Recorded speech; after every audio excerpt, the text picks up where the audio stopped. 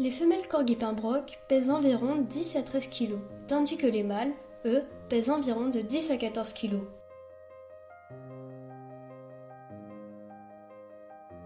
La longévité moyenne du corgi pembroke se situe habituellement entre 12 et 14 ans.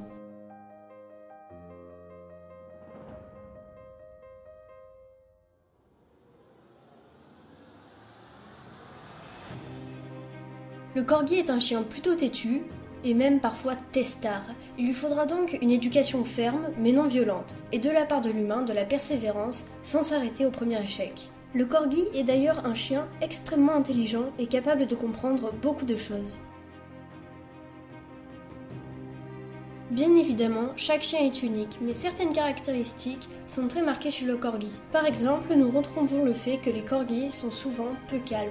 Cela est dû au fait que ce sont d'anciens chiens de troupeau et le sont encore aujourd'hui, mais ceci est plus rare. Même si ces chiens sont très actifs, ils n'en demeurent pas moins extrêmement affectueux, voire même peau de colle. La plupart des corgis peuvent cohabiter avec des enfants et les adorent. Le corgi est adaptable à la vie en appartement, mais attention, à condition de pouvoir sortir et de se dépenser comme il le faut. Il est important de retenir que le corgi est un chien de tempérament joueur qui adorera souvent jouer avec ses maîtres.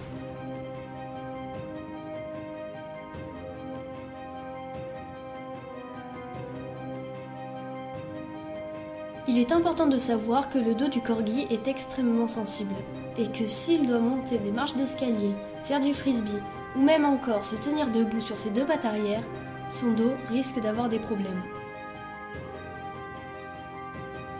La quasi-totalité des corgis sont extrêmement gloutons et mangent tout ce qui leur passe sous le nez. Et malheureusement, ils ne se contentent pas que de tout ce qui traîne à l'intérieur de la maison, voire même des petites miettes par terre. Non, ils seraient prêts à manger les feuilles du jardin, les branches, les graviers, absolument tout. Et en centre-ville, les détritus de par terre. On pourrait dire que quasiment tous les chiens font ça, mais ce n'est pas le cas, car ceci est une addiction. Et certains corgis peuvent même devenir extrêmement agressifs en ce qui concerne la nourriture.